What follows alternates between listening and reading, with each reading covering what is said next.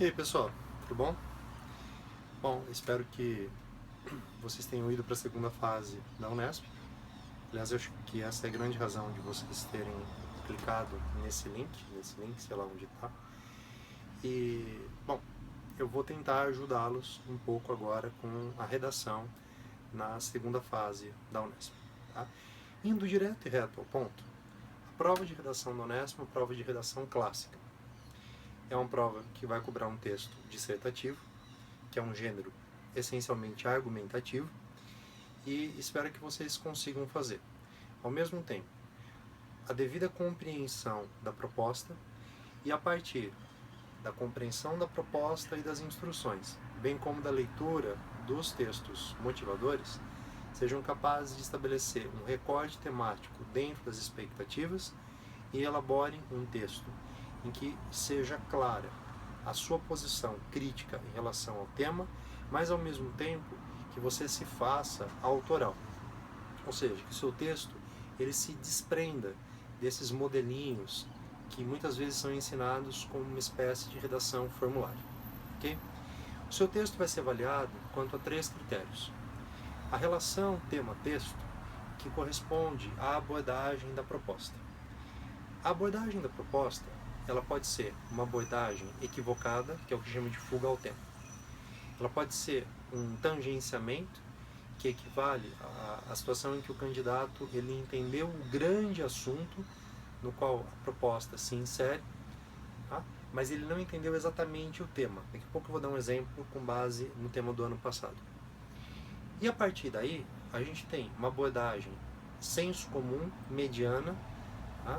Previsível, aquela que já evidencia um pouco de aprofundamento crítico, mas que ainda não é suficiente, e finalmente aquela que é bem construída, tá? E é muito difícil construir uma abordagem crítica sem repertório sociocultural. Okay? O segundo critério é a tipologia textual, que é o gênero dissertativo. Nesse critério, necessariamente serão avaliados 2 aspectos: a construção do texto dissertativo, a presença ou não de um projeto de texto, bem como a argumentatividade, a construção da argumentação. Com base nesse quesito, eu chamo a atenção para um aspecto muito importante da redação, e isso seria a redação dissertativa em qualquer exame, tá? Mas eu vou destacar aqui na Unesp. O cuidado para não ser excessivamente expositivo e pouco argumentativo, chegando ao extremo de ser totalmente expositivo e nada argumentativo. O que é essa história de ser expositivo, ser argumentativo? É bem fácil. Quando você sabe muito sobre um determinado tema, você tem muitas informações que você acha que são relevantes. Dados históricos, o pensamento de um sociólogo, de um filósofo, uma relação com um texto literário, tá? Uma relação com um filme. Então você sabe muita coisa e quer colocar essa muita coisa no seu texto. Então o seu texto fica uma longa listagem de dados interessantes sobre o tema, mas não aborda o tema, não discute o tema, não defende um ponto de vista. Há excelentes textos que seriam bons ensaios sobre o tema proposto, mas que não são necessariamente boas dissertações, porque não defendem tese e porque o que trazem não são propriamente argumentos, mas são apenas fatos listados.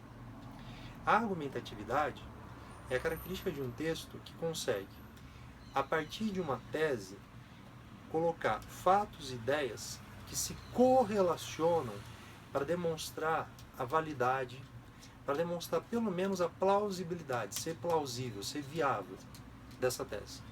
Okay? E é isso que é muito importante você construir no seu texto. O terceiro critério é a expressividade. Nesse critério nós avaliamos o uso da modalidade culta da língua. E quando se fala modalidade culta, por favor, não caia no conto do vigário de que se você polvilhar palavras difíceis no seu texto, isso vai ter algum efeito positivo. Pode ser exatamente o contrário. Pode ser aquele indício fácil que um corretor experiente tem para identificar: esse aqui é mais um texto de alguém que não sabe fazer dissertação, pegou, né, uma ideia geral de última hora e vai jogando palavras sofisticadas no meio do texto. Tá? Evite isso, principalmente com os conectivos. Tá? Se o seu estilo pessoal não combina com conectivos como destate, dessate, outrossim, entrementes, evite isso. Assim como é muito importante evitar o uso de palavras que não combinam com o seu estilo de escrita. Odiernamente, que significa modernamente ou atualmente, escreve com H. Odiernamente é um termo, de fato, existe, está dicionarizado, mas ele é antiquado, ele não é mais utilizado. Ele foi ensinado a rodo para você e para um monte de gente para dar uma pitada de sofisticação a textos, que em geral não eles não condizem na leitura total com essa palavra chique usada no começo. Procure ser autoral. Use o seu vocabulário. Claro que lembrando que você está no campo da modalidade culta da língua. O uso de um vocabulário diversificado, ele serve, na verdade, para que você tenha as palavras exatas e para que tenha mais palavras para evitar repetições. Ok? Tome cuidado também com a estruturação sintática do seu texto. Tá? Eu acho que você deve ter percebido que cai pouca gramática na forma de questão. Mas a gramática corresponde, né, a pelo menos 20% da nota de redação, que é a prova que tem a maior nota de todas as provas que você vai fazer. Então, a boa construção gramatical acaba tendo, no fundo, um peso gigantesco. Por isso, saber usar orações coordenadas, orações subordinadas, orações reduzidas, é fundamental para que o texto tenha uma fluência, tá? Uma progressão de ideias que se constrói necessariamente a partir da própria linguagem. Okay?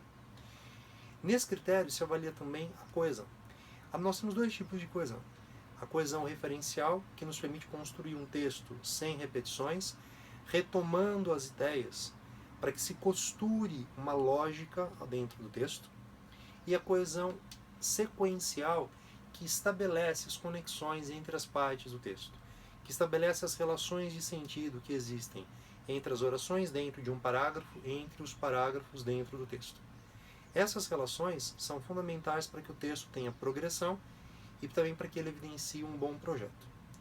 Quando todos esses elementos funcionam bem, quando tudo isso está trabalhando em seu favor, é muito difícil o corretor olhar para o texto e ter motivos para não atribuir uma nota boa ou então uma nota máxima. Tá? Então, hoje eu vou me limitar a essas poucas palavras. Tá? Daqui a pouco vai ter um tema que eu montei, um tema não é um palpite, tá? É um tema meio didático, para a gente ter uma noção de como trabalhar a redação na VUNESP. Eu vou deixar aqui embaixo para você, junto com esse vídeo. Se você estiver vendo esse vídeo porque um amigo compartilhou, ou porque você está vendo na minha timeline, procure lá no grupo Alunos do Carbonel, é um grupo no Facebook, e se inscreva, eu aceito a sua inscrição, e lá você vai ter acesso então a todos os arquivos das aulas que eu dei ao longo do ano, ok? E aí nós vamos continuar, ao longo das próximas semanas, analisando melhores redações, analisando propostas, talvez até falando em palpites, mas sem muita preocupação se a gente acerta ou não acerta o palpite. Tá? O importante é que você chegue na prova pronta para pegar o tema que for e desenvolver um bom texto. Eu vou deixar uma tarefa para você. Tá? Nos próximos dias, procure ler textos que melhorem a fluência do seu texto. Então, eu vou te dar uma tarefinha. Todos os dias entra lá no site da Folha, ou do Estadão, ou de revistas que você aprecie, e leia editoriais. Okay? Procure ler um editorial por dia.